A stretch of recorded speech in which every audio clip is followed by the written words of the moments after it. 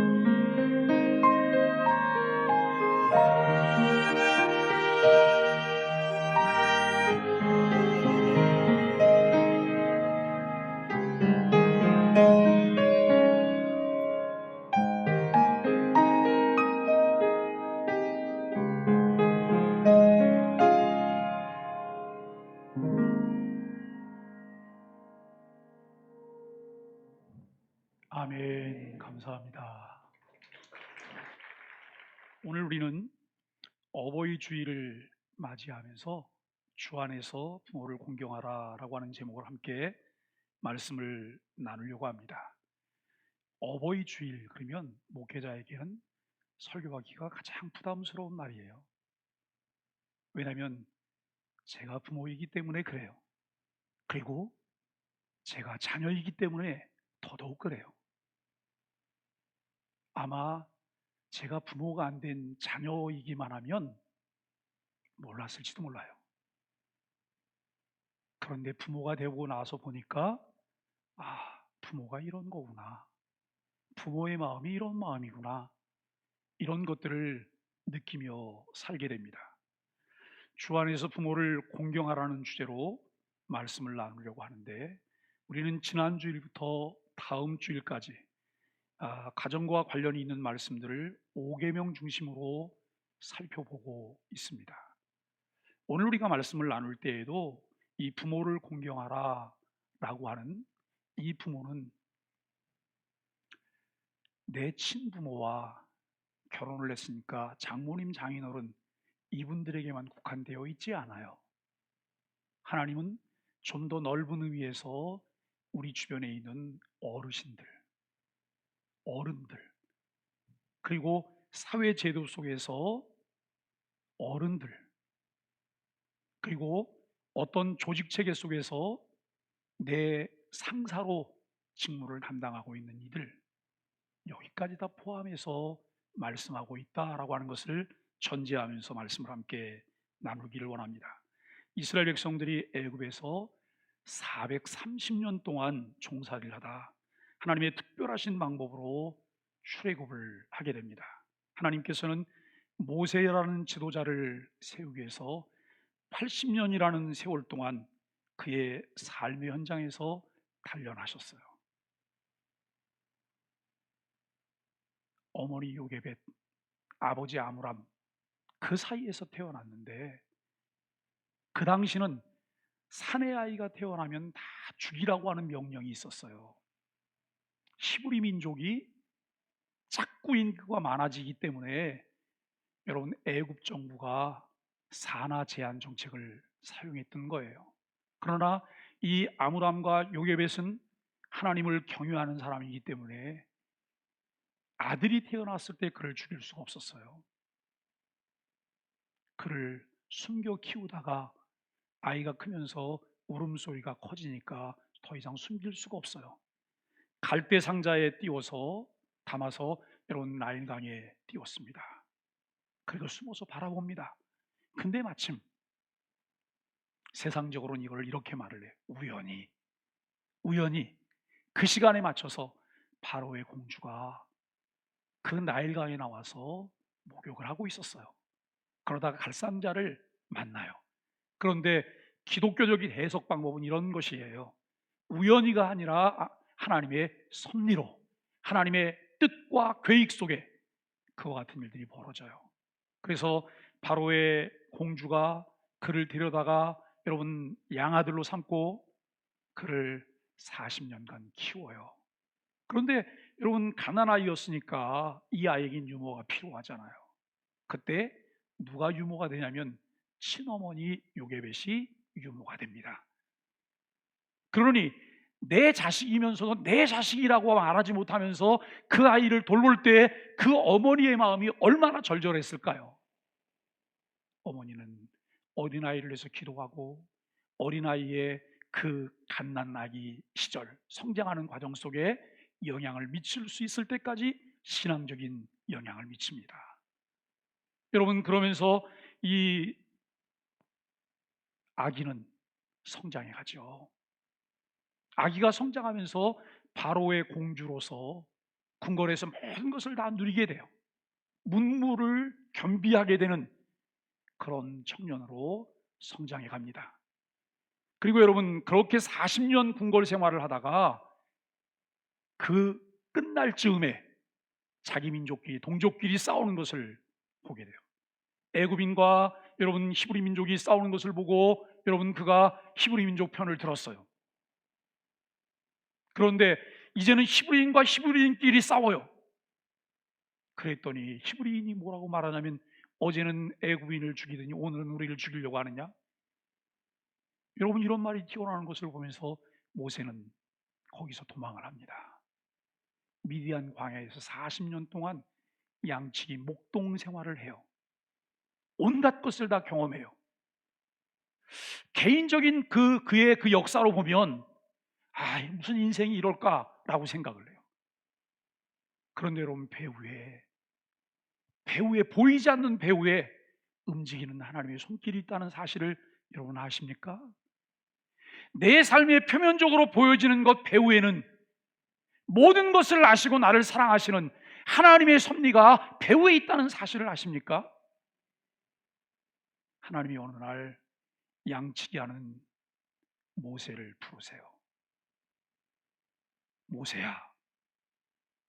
모세가 그 하나님의 음성을 듣기 전에 이상한 광경을 하나 보았어요. 미디안 광야에서 여러분, 가시나무에 불이 붙었습니다. 가시나무에 불이 붙었으면 금세 재가 없어져서 여러분, 나무가 다 없어져야 되잖아요. 그런데 없어지지 않고 계속 불이 붙고 있는 거예요. 이것을 보면서 신기해서 그 앞으로 모세가 걸어갑니다. 하나님이 이렇게 말씀하세요. 모세야, 내 발에 신을 벗어라. 하나님의 부르심이에요. 그러면서 하나님께서 엉뚱한 이야기를 하세요. 내가 너를 이스라엘의 지도자로 세우겠다는 거예요. 아니, 자신은 전혀 그런 것을 생각해 본 적도 없고, 여러분, 이만큼도 그에게는 그런 것과 관련돼서 생각을 해본 적이 없는데 자신을 이스라엘의 지도자로 세우겠다는 거예요. 그때 이 모세가 얼마나 겁이 났겠어요. 얼마나 무서웠겠어요. 그런 우여곡절을 겪으면서 하나님께서 그를 이스라엘을 인도할 지도자로 부르십니다. 모세는 결국 이스라엘의 지도자로 바로와 맞서게 되고 이스라엘을 이끌고 하나님이 약속하신 젖과 꿀이 흐르는 가나안으로 향해서 가게 됩니다. 출애굽기 19장에는 하나님께서 시내산에서 강림하셔서 모세와 교제하세요. 여러분, 시내산을 저는 가봤는데요, 그냥 돌산이에요. 황량한 돌산입니다. 그리고 그 산을 올라가는 것은 험해요. 아마 그 당시에는 더 힘들었겠죠. 지금은 많은 사람들이 오르내리고 중간까지는 낙타가 갑니다. 그래서 낙타를 타고 가요. 새벽에 이른 아침 일출을 보기 위해서 사람들이 여러분 밤중에 거기 올라가게 돼요. 그런데 밤중이니까 다행이지 낮에 가면 무서워서 낙타를 못 탈 것 같아요. 왜냐하면 낙타가 한 발만 헛디디면 낭떠러지로 떨어지는 데가 많아요. 그런데 그런 데를 지나가는 거예요. 근데 여러분, 참 사람이 얼마나 천하태평 안일무사인지 아세요? 그런 데를 낙타를 타고 가는데 낙타가 끄떡끄떡 하고 가잖아요. 그 광경을 잘 보이지 않아서 모르니까 그 낙타 위에서 앉아갖고서 그냥 졸아요. 졸면서 가는 거예요. 졸다 놓치면 죽잖아요. 저는 졸다가 죽을 것 같은 거를 2번 경험했는데요. 그때가 한 번이고 또 한 번은 베트남 선교지 갔을 때예요. 베트남 선교지를 갔을 때 산족을 들어가야 돼요. 산족. 근데 산족은 그 당시에 베트남 정부가 여러분 그 75년도에 공산화되면서 그 민주정부인 티우 정부가 있었는데 산족 사람들이 그 티우 이 반민 그 민주정부와 내통하는 집단이라고 생각했어요. 그래서 산족으로 가는 걸 다 차단해요. 산족으로 가는 건 위험해요. 그런데 산족 속에 교회가 있어요. 그들의 교회가. 그래서 거기를 가게 되는데요. 차를 타고 가다가 차에서 내려서 오토바이로 바깥하고 몇 번씩 이제 혹시 뒤에 사람이 따라 붙을까봐 숨바꼭질을 하면서 가요.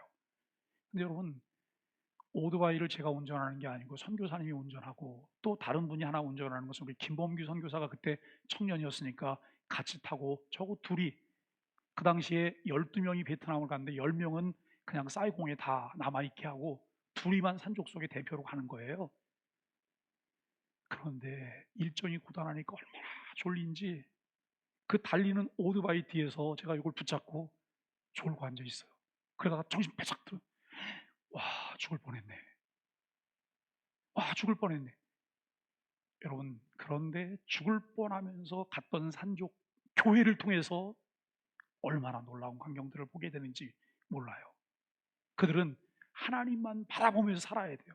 왜냐하면 보급품이 다 차단되어 있기 때문에 자급자족을 해야 되는데 자급자족할 만한 그런 상황들이 아니에요. 제가 거기서 주로 그분들은 옷을 벗고 사는데요, 어떤 여인이 가슴이 쭉 늘어진 여인이 한 명 나오세요. 제가 보면서 저분은 아마 여기가 조금 더 빨리 늙는다고 하면 70세쯤 됐을 거야. 아마 더 많으면 80도 넘었을 거야. 그리고 물어봤어요. 나이가 40이 안 됐더라고요. 40이 안 됐어요. 그러니까 삶의 상황이 너무 나쁜 거잖아요. 그런데 여러분, 그들과 함께 예배를 드리는데, 와, 예배를 이렇게 드리면 은혜를 못 받을 수가 없을 것 같아. 예배를 이렇게 하면 하나님의 은혜를 체험하지 못할 수가 없을 것 같다는 그런 생각이 드는 예배를 드리는 거예요. 아마 제가 지금까지 예배 드렸던 예배 중에서 가장 멋진 예배를 드리지 않았을까? 이렇게 생각을 해봅니다. 시내산의 19장에서 여러분 모세와 교제하시고 20장에 이스라엘에게 두 개의 돌판에 새겨진 십계명을 하나님께서 주시지요. 그 십계명 서론에는 나는 너를 애굽 땅 종되었던 집에서 인도하여 낸 내 하나님 여호와니라고 말씀하세요. 그런데 이 서론은 계명의 실천 토대예요. 전제와 같은 역할을 하고 있어요. 이스라엘에게 이 계명을 주신 것은 하나님께서 주신 언약 안에서 그 백성을 사랑하고 보호하고 인도하시겠다고 하는 하나님의 마음이에요. 그러니까 여러분, 이 계명은 누구에게 주냐면 나는 하나님의 백성이야, 나는 하나님의 언약 안에 있는 사람이야 라고 하는 사람에게만 주시는 말씀인 거예요. 그 외의 사람들은 이 말씀에 귀를 기울일 필요도 없고 이 말씀을 들어도 받아들이지도 않게 되는 거예요. 에덴 동산을 창설하시고 처음 사람 아담과 맺으셨던 행위 언약은 아담의 순종이 담보되어 있었어요. 아담이 불순종하여 파기되었고 그 대가를 지불하게 되었습니다. 삼위 하나님께서는 은혜 언약을 세우시는데 이 은혜 언약의 본질은 그리스도에 대한 믿음으로 그분과 연합되어 누리는 구속의 은총입니다. 그러므로 하나님께서 이스라엘 백성들은 애굽에서 구속하신 후 시내산에서 주신 율법은 결코 구원의 조건으로 주신 것이 아니라 그리스도를 전하기 위한 이정표와 같은 것이라고 하는 거예요. 이스라엘이 긴 430년 동안 애굽에서 종살이를 하다가 구속된 것은 율법에 순종했기 때문이 아니었습니다. 하나님은 이스라엘을 아무 조건 없이 애굽에서 먼저 구속하셨고 구속받은 백성이기 때문에 십계명을 주셨습니다. 오늘을 사는 우리들도 마찬가지입니다. 우리가 율법을 지켜 구원받은 것이 아니라 구원받았기 때문에 율법이 가르치는 구원받은 자의 생활 원리를 따라서 은총 속에서 생활해야 한다라고 하는 것이죠. 반대로 어떤 이들은 율법의 순종이 아니라 복음으로 구원받았으니 구원받은 성도는 율법을 지키지 않아도 된다고 생각을 하는데, 그러나 이것은 매우 큰 착각이라고 하는 것이죠. 율법이 구원의 조건은 아니지만 구원받은 사람들에게는 구원받은 자의 삶이 존재하며 구원받은 자의 정체성이 있어요. 죄인이던 우리가 하나님의 놀라운 은혜로 구원받아 성도, 거룩한 무리라고 하는 정체성을 얻게 되었다는 것이죠. 성도로서 하나님의 은혜를 앙망하며 받은 은혜에 감사하며 순종합니다. 십자가에 죽기까지 자신의 생명을 내어주셨던 그리스도의 놀라운 은혜를 묵상하며 그 생명의 능력을 힘입으며 순종하는 것이죠. 하나님께서 복음으로 우리를 값없이 구원하신 것은 우리가 전에 행하던 대로 어둠 속에서 허망한 것을 좇는 삶이 아니라 거룩하게 하시기 위함이라고 하는 것입니다. 모세를 통해 이스라엘에게 반포하신 율법은 구속받은 이스라엘 백성에게 언약을 맺으신 하나님을 알려주시고 그 하나님의 성품을 따라 어떻게 예배하고 언약의 요구에 응답하면서 살아야 할지를 알려주는 언약법이며 예배법입니다.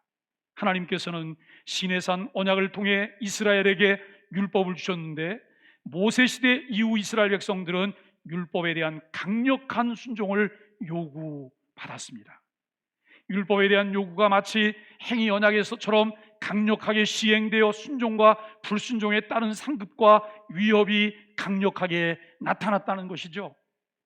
강력한 율법의 요구로 불순종에 대해 큰 위협이 가해졌으나 불순종으로 주어지는 위협은 영적인 방식이 아니었습니다. 지상에서 물질적이고 실제적인 방식으로 이루어졌습니다. 가나안 땅에서 환난을 당한다거나 육체적인 죽음을 당한다거나 혹은 가나안 땅에서 추방과 같은 형식들로 이루어졌습니다. 이렇게 하신 이유는 지상적 축복을 통해서 하늘의 축복을 예표하고 지상적 저주를 통해서 하늘의 저주를 예표하기 위함이라고 하는 거예요. 우리가 구원받은 하나님의 자녀들로서 하나님의 백성답게 율법의 요구를 따라 살아갈 때 거기에 대한 하나님의 상급이 있다라고 하는 거예요. 하나님의 은혜가 있다라고 하는 것을 우리에게 말씀하고 있습니다. 모세 시대에 강력하게 시행된 율법의 요구는 율법으로 구원받기 위함이 아니라 그리스도와 관련된 영적인 축복과 영적 저주를 예표하기 위함입니다. 가나안 땅에서의 육체적 번영과 생명 혹은 가나안 땅에서의 지상적 환난과 멸망 그리고 추방은 그리스도 안에서 주어지는 구원과 심판의 예표입니다. 앞에서도 말씀했지만 십계명 서론은 성도에게 율법은 구원의 조건이 아니라 이미 구원받은 자이기 때문에 생활 원리로 내비게이션과 같은 것이다. 사람들이 이렇게 말을 신앙생활을 잘 해야 되겠는데 잘 안 돼요. 믿음으로 살아야 되겠는데 잘 안 돼요. 뭐가 없는 거예요? 내비게이션이 없는 거예요. 초행길을 여러분 가실 때 어떻게 가시겠어요? 주소 가지고 내비게이션이 없을 때는 여러분 이정표를 보고 사람들에게 물어서 그렇게 찾아가요. 그런데 이제는 그럴 필요가 없어요. 아무리 초행길이어도 내비게이션의 목적지만 선택을 해놓으면 여러분 그 앞에까지 데려다 줘요. 목적지 부근입니다 그래요. 우리가 하나님의 말씀이 우리 속에 있을 때, 내가 말씀을 늘 공부해서 내가 가지고 있을 때 그 말씀을 통해서 정도를 걸어갈 수가 있다고 하는 말씀이죠. 십계명은 무엇을 믿을까를 알려주는 1계명부터 4계명까지의 하나님에 대한 계명과 어떻게 살까를 말씀하는 5계명부터 10계명까지의 언약 공동체 안에서 이웃에 대한 계명이라고 하는 것입니다. 1계명은 예배의 대상이 누구인가를 말해요. 예배의 대상이 누구냐? 2계명은 그 대상이 누구인지를 알았다면 예배자의 예배의 방법은 어때야 되는가라고 하는 것을 말씀해요. 3계명은 참된 예배를 위해 어떤 태도로 예배해야 하는지를 가르쳐 주고 있어요. 4계명은 언제 예배할 것인가 예배의 시기를 말씀하세요. 내 마음대로 선택하지 말고 성경이 우리에게 말씀하시는 대로 여러분 그 시기에 그때 우리가 예배하자는 것입니다. 5계명은 바른 믿음의 자세를 가진 언약 백성들이 어떻게 사회를 형성하며 하나님의 백성답게 살 것인가를 말씀해요. 여러분 1년에 한 번 어버이 주일을 정하고 내 부모를 공경하라. 아마 오늘 전국교회 강단이 대부분 다 설교 제목이 그와 유사한 그런 제목을 설교하고 있을 거예요. 그런데 이 말씀이 누구에게 주는 말씀이냐라고 하는 거예요. 언약 백성에게 주는 거예요.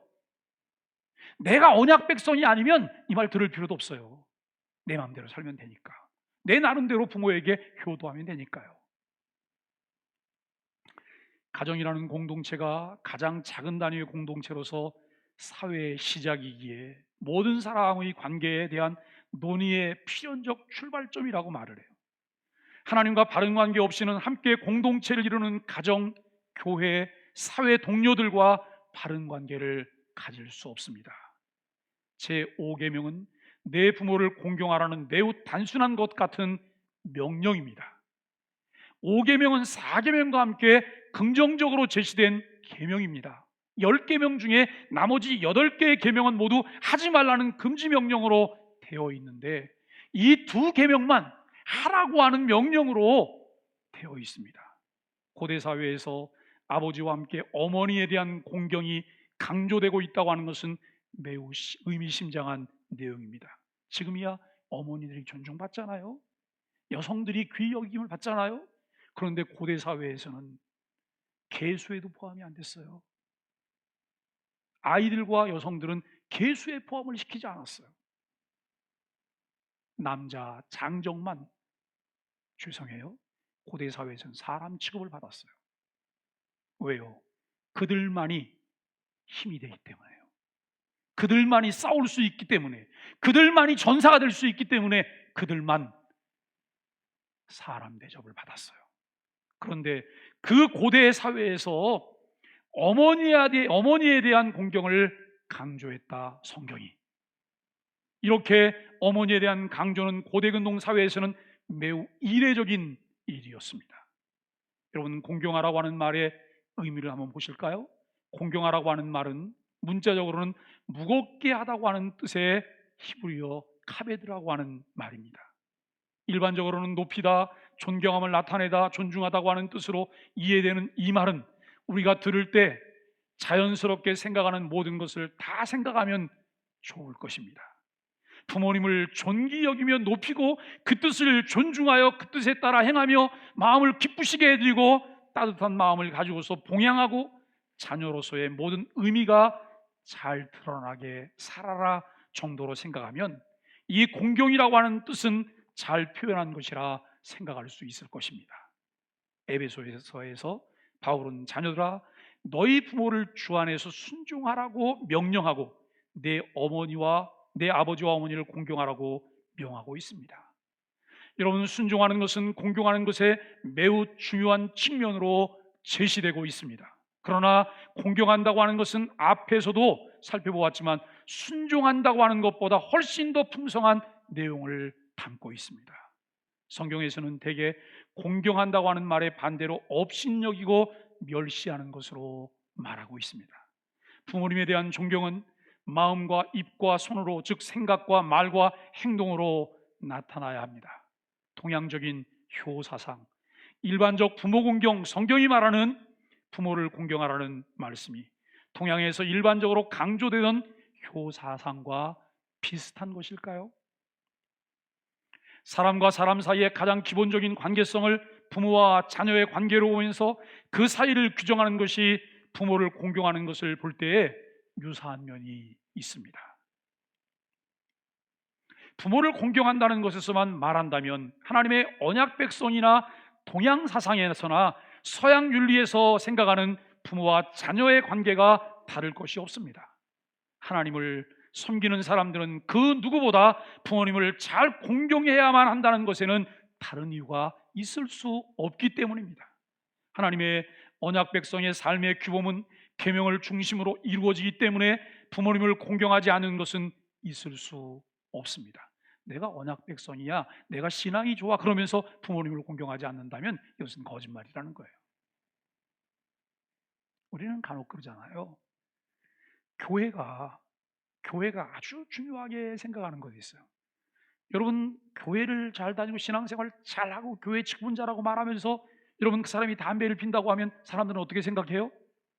에이, 그게 있을 수가 있어. 그래. 술 먹는다는 어떻게 생각해? 에이, 있을 수가 없어 라고 생각해요. 그런데 여러분, 교회를 잘 다니는 사람이 부모를 공경하지 않는 것은 어떻게 생각하세요? 똑같은 거예요. 똑같은 거예요. 그것도 한 부분인 거예요. 똑같이. 그런데 이거는 큰 죄고 이거는 죄가 안 될지 모르는 그런 정도의 죄일까요? 아니요. 똑같은 죄인 거예요. 구약의 이스라엘 백성 가운데는 부모를 공경하지 않는 것에 대해서 아주 강한 법이 시행되도록 하였습니다. 자기 아비나 어미를 치는 자는 반드시 죽일지니라. 그 아비나 어미를 저주하는 자는 반드시 죽일지니라. 제가 지금 죽일지니라를 강조했어요. 살 가치가 없는 사람이라 이 말이에요. 엄중한 경고를 구약 성경은 하고 있어요. 일반적으로 모든 사람들이 갖고 있는 생각은 부모에게 순종하지 않는 자에게는 하나님의 재앙이 임한다는 일반적인 생각이 있어요. 잠언에서는 아비를 조롱하고 어미 순종하기를 싫어하는 자의 눈은 골짜기에 까마귀에게 쪼이고 독수리 새끼에게 먹히리라. 이 말은 무슨 말이에요? 앞에서 말했던 대로 죽이리라라고 하는, 죽일 것이다. 이미 가서 죽이려고 지금 갖다 매달아 놓은 거 아니에요? 광야에다가. 부모님을 잘 공경해야 한다고 하는 말은 더더욱 그렇습니다. 일반적으로 천륜 관계를 넘어서 하나님의 언약 백성이기 때문에 우리들에게 건강한 삶을 위해 만들어내야 할 관계를 말씀하고 있습니다.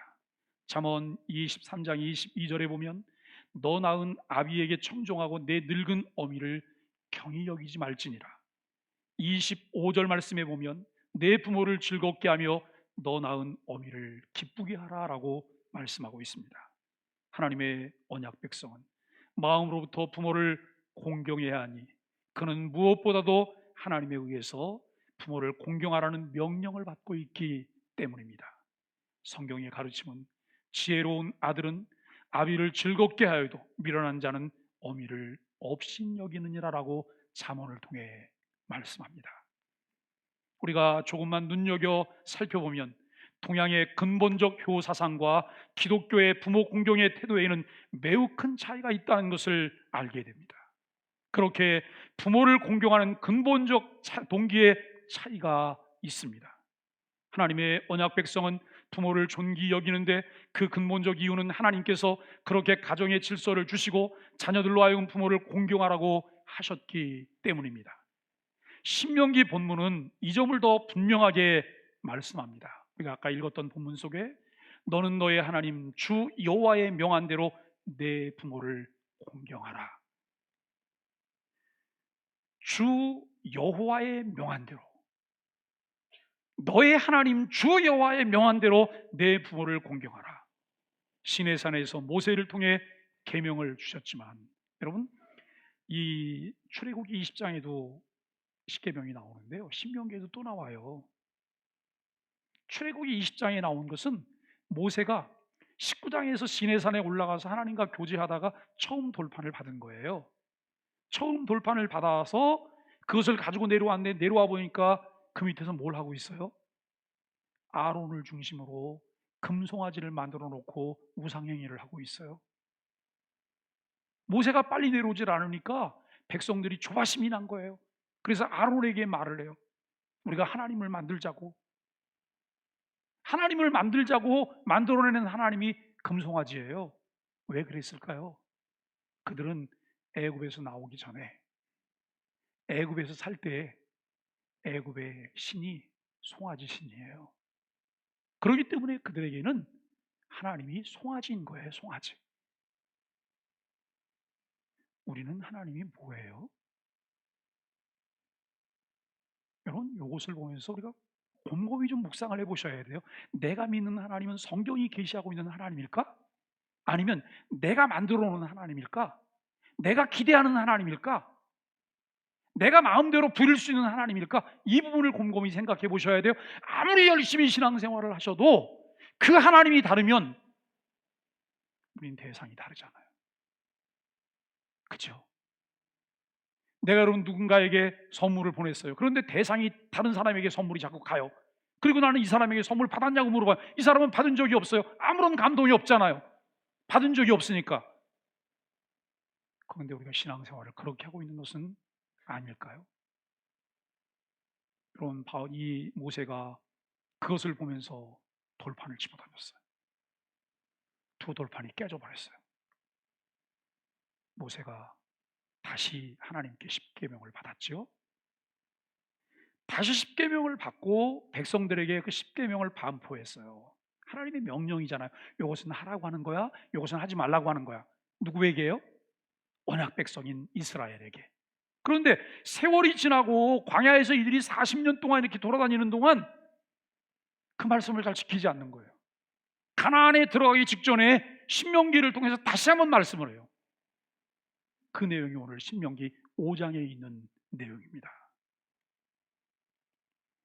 부모 순종의 근거가 여호와께서 명령하셨기 때문이라고 말씀하시는데, 하나님과 그의 백성 사이의 언약 관계가 부모 공경의 토대를 이루고 있어요. 내가 왜 부모를 공경할까? 내가 하나님과 내가 언약 백성이기 때문에, 언약 관계에 있기 때문에 나는 그 하나님의 명령대로 내가 부모님을 공경해야 돼. 여러분, 이 말은 무슨 말이냐면, 부모가 잘하시던 못하시던, 부모가 좋던 안 좋던 공경하라는 말이에요. 내가 시집 가기 전에는 내 부모를 참 열심히 공경했는데, 시집 가서 시부모를 만나보니 시부모는 내 친부모와 좀 달라 보이는 거예요. 그래서 소홀히 해요. 그렇게 하지 말라는 거예요. 언약 백성이기 때문에 똑같이 하라는 거예요. 여러분, 가능하시면 이렇게 하시면 좋겠어요. 결혼하신 분들은 부모님을 크로스로 좀 섬기세요. 크로스로. 아내는 시어머니, 시아버지를, 남편은 장인, 장모님을.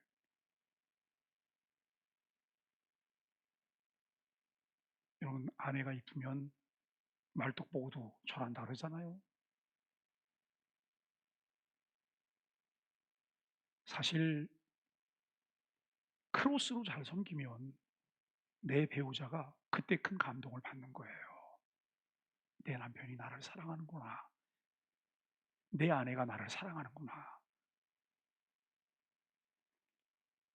요즘은 결혼해서 거의 부모님과 독립해서 살잖아요. 결혼하면 독립하는 게 성경의 가르침이에요. 부모를 떠나서 둘이 연합하라고. 그런데 연합하라고 말을 했지 부모님들을 무시하고 멸시하고 경히 여기고 여러분 돌보지 말라고 말씀하시지 않았잖아요. 그 이유는 내가 사람이기 때문에 공경하는 것이 아니라 내가 하나님의 언약 백성이기 때문에 공경해야 한다라고 하는 말씀입니다. 이에 비해서 동양 사상에서는 부모됨은 절대적 위치에 있는 것으로 확인해요. 그래서 부모와 관련된 관계성을 규정할 때 거의 천륜으로 생각을 하죠. 하나님 백성에게는 하나님이 가장 먼저 오고 그로부터 부모와 자녀와의 관계성과 그들 관계에 대한 규정이 나옵니다. 결국 무엇이 절대적인가 하는 대상의 차이가 있습니다. 기독교적으로 부모님께 순종하는 것이 궁극적으로 주 안에서 기쁘게 하는 것이기 때문입니다.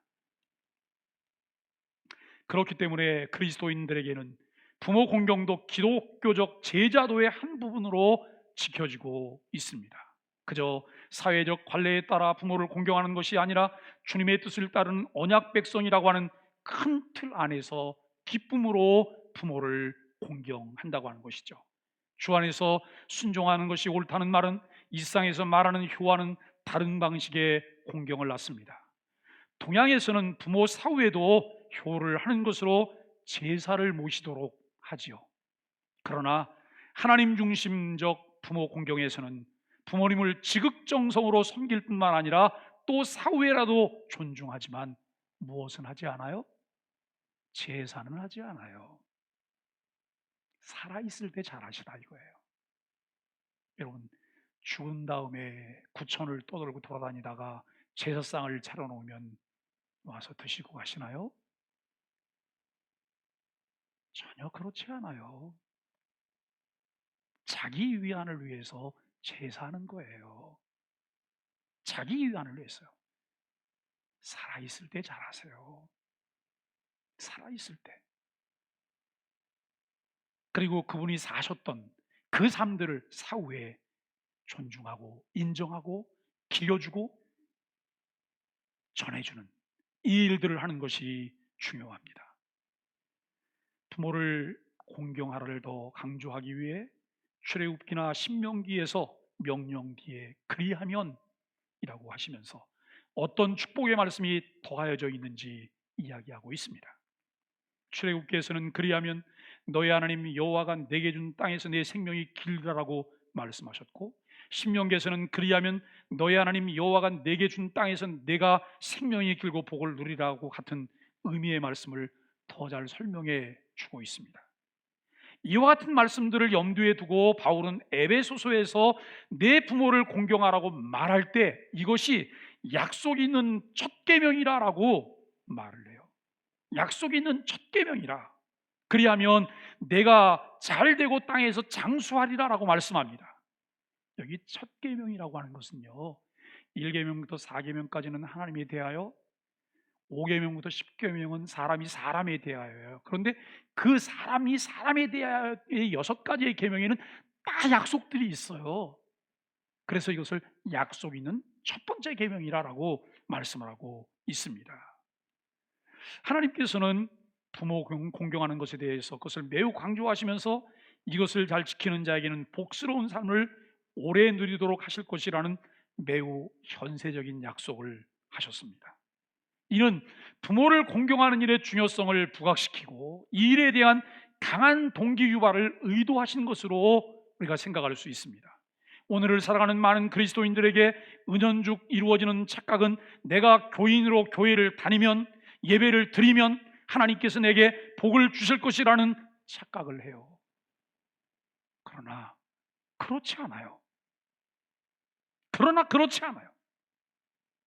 그저 내가 여러분 교회를 다니기만 하면, 예배를 드리기만 하면 하나님이 나에게 복 주실 것이라고요.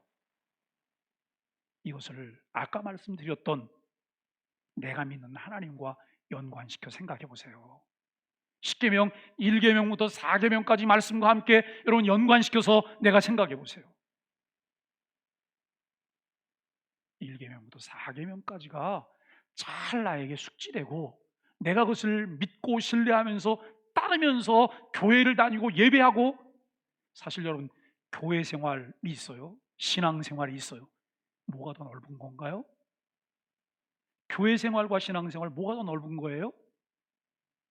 교회 생활은 교회 안에서 교인들과 이루어지는 생활을 교회 생활이라고 말을 해요. 신앙 생활은 내 삶 전체예요. 내 삶 전체. 그래서 여러분 예배도 내가 모여서 드리는 예배가 있고 흩어져서 드리는 예배가 있어요. 흩어져서 드리는 예배는 내 삶의 현장에서 내 생활 태도예요. 이것을 우리는 실천적인 예배라 이렇게 말을 하죠. 하나님께서는 우리들에게 무엇을 믿을지, 어떻게 살 것인지를 분명하게 말씀하고 명령합니다. 많은 복을 약속하셨지만 우리가 복을 바라보다 놓치는 것이 있습니다. 더하여 주신 말씀인데요, 그리하면, 그렇게 하면, 그대로 지켜 살면 이때 복은 결과물로 주어지는 거예요. 이것은 결과물로 주어지는 거예요. 제가 여러분 매 시간마다 기복신앙적인 설교를 해도 우리는 그 복과 관계없이 살 수도 있어요. 그렇다면 아무리 복을 말해도 우리는 복을 받지 못해요. 교회 생활하면서 조금 더 생각하고 묵상하고 돌아보면서 살아갈 수 있게 되기를 간절히 바랍니다. 왜 5계명에는 이런 약속의 말씀이 있을까요?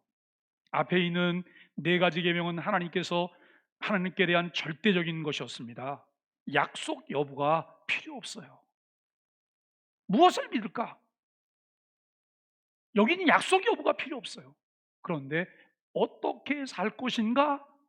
라고 하는 6계명부터 10계명까지는 약속이 필요해요.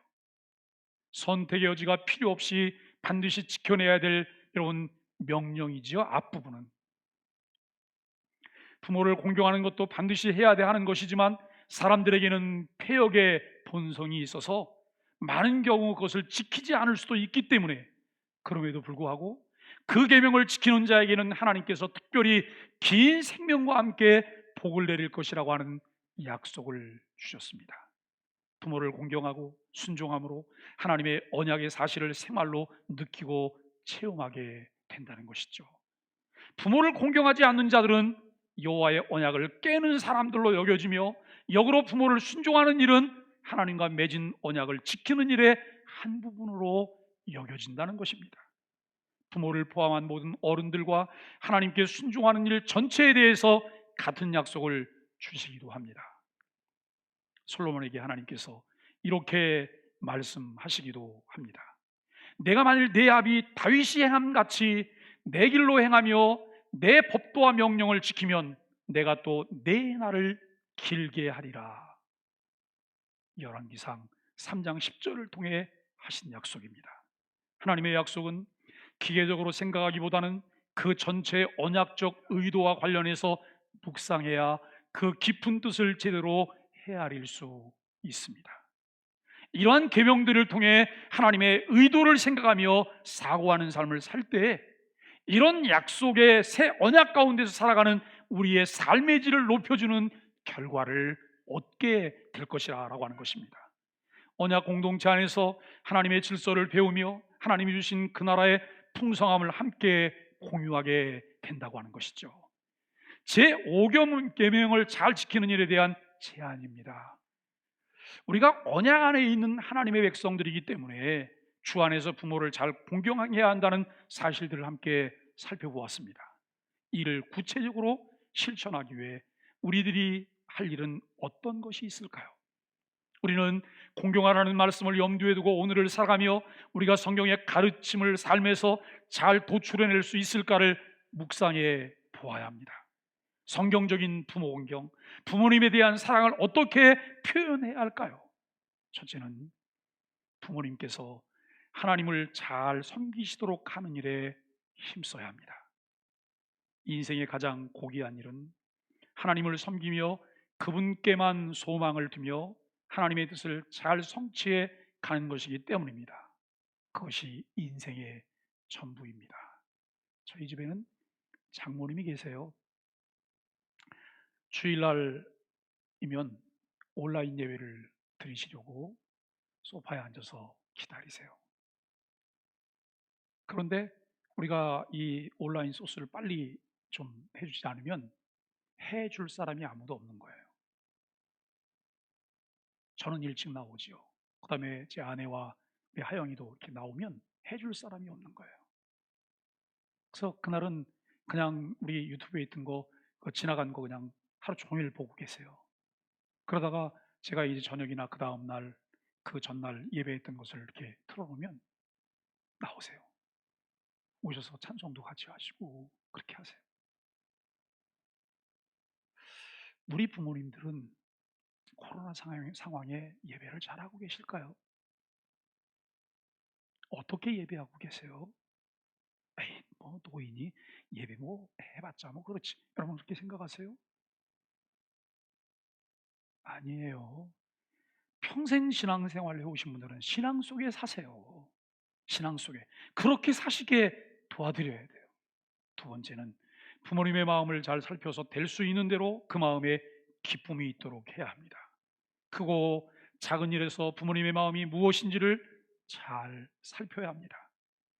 가장 정상적인 경우에는, 여기 정상적인 경우라고 하는 것은 부모님이 하나님을 잘 경외하고 있는 이런 경우를 제가 예를 들어서 말하고 있는 거예요.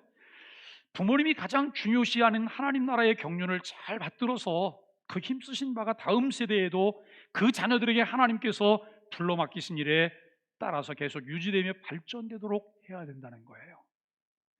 우리 부모님이 나에게 신앙을 잘 계승해 주셨는데 내 때에서 딱 신앙이 끊긴다고 생각해 보세요.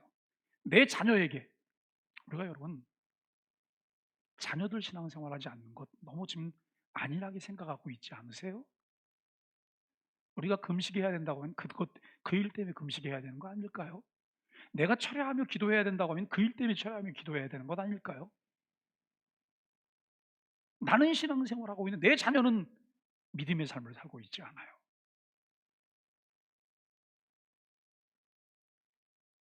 셋째, 부모님의 생활을 보살펴드리고 연약한 몸을 잘 돌보아 드리는 것에 신경을 써야 합니다. 생활에 필요한 물질을 지혜롭게 공급해 드리며 때때로 좋아하시는 음식물을 잘 공개해 드리도록 노력해야 합니다.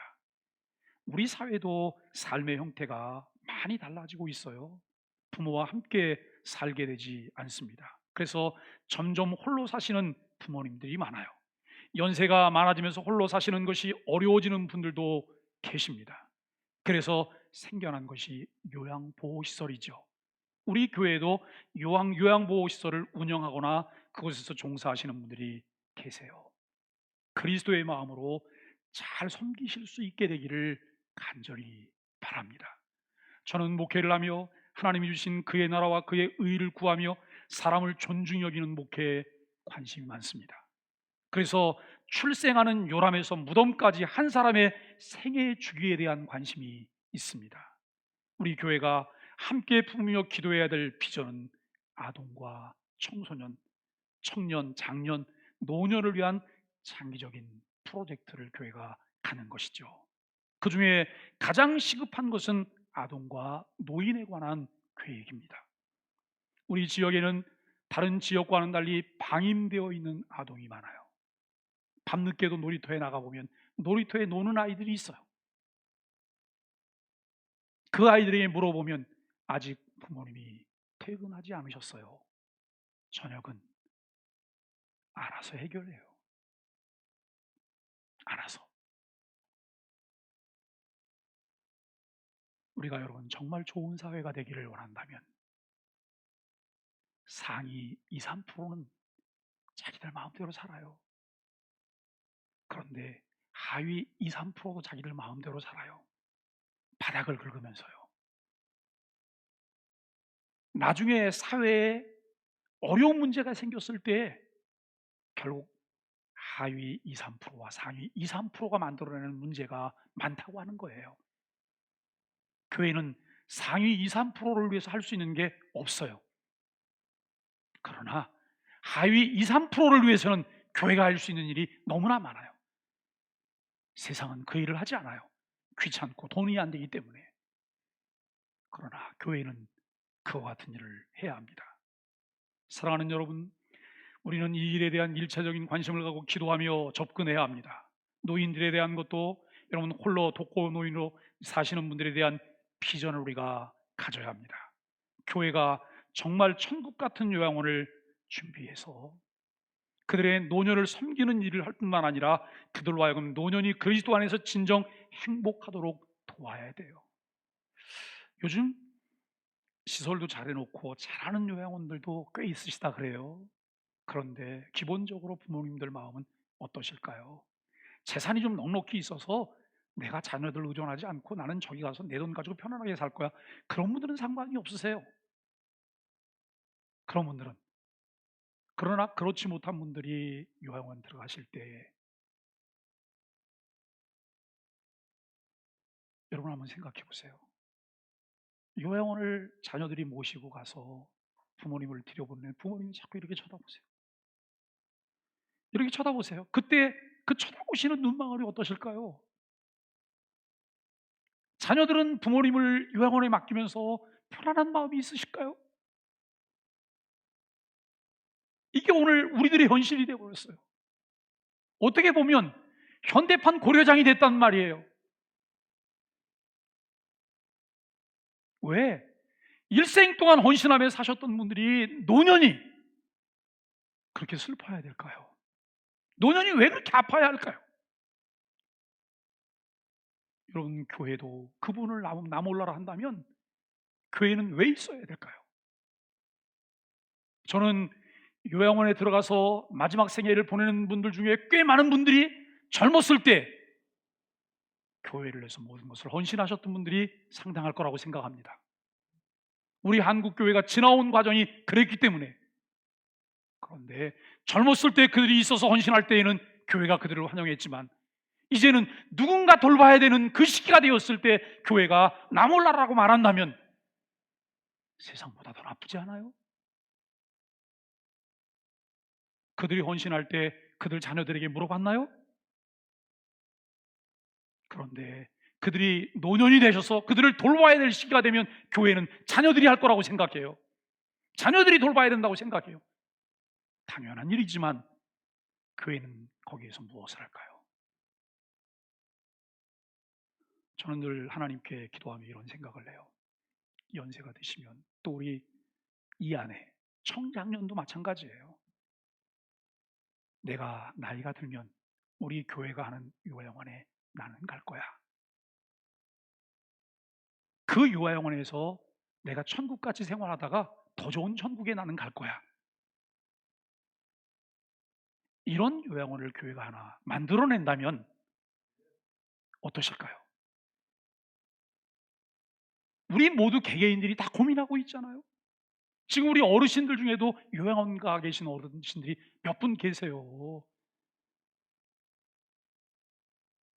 어떤 어르신은 교회 잘 다니시다가 어느 날 요양원 가셨는데 그들은 한 번도 얼굴을 볼 수가 없어요. 얼마나 마음이 아픈지 몰라요. 그냥 당연히 때가 되니까 돌아가실 거라고요. 여러분, 요양원에서 함께 그들에게 소망을 주고 그러실 수 있으면 얼마나 좋을까요? 그들을 상담해 줄 수 있고 그들과 함께 기도해 줄 수 있는 목사님이 배치되는 요양원이 있다면 얼마나 좋을까요?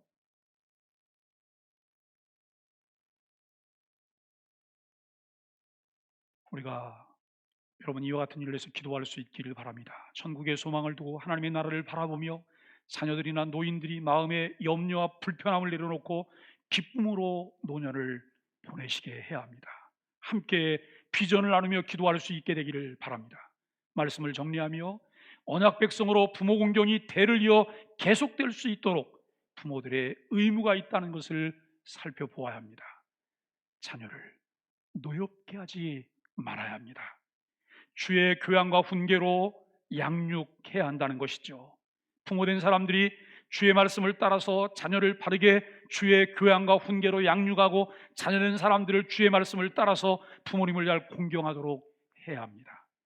어버이 주일을 보내며 하나님의 언약 안에 있는 백성으로 하나님 나라의 법과 질서를 잘 배워서 저와 여러분이 그렇게 살게 되기를 예수 그리스도의 이름으로 간절히 축복합니다.